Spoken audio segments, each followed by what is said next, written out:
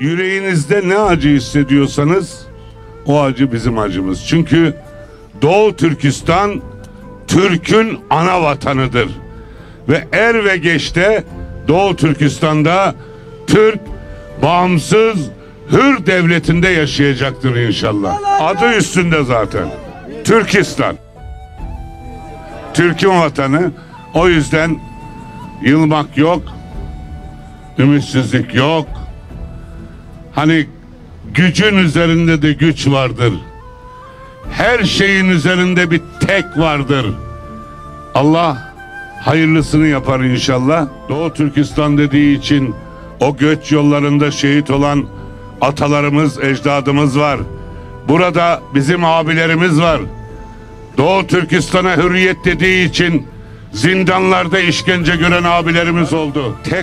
Tekrar şunun altını çiziyoruz. Kimsenin vatan toprağında gözümüz yok.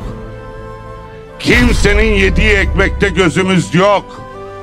Biz Doğu Türkistan Türk'ünün hakkını savunurken Çin'in de hakkını savunuyoruz. Onlar da insan gibi yaşasın.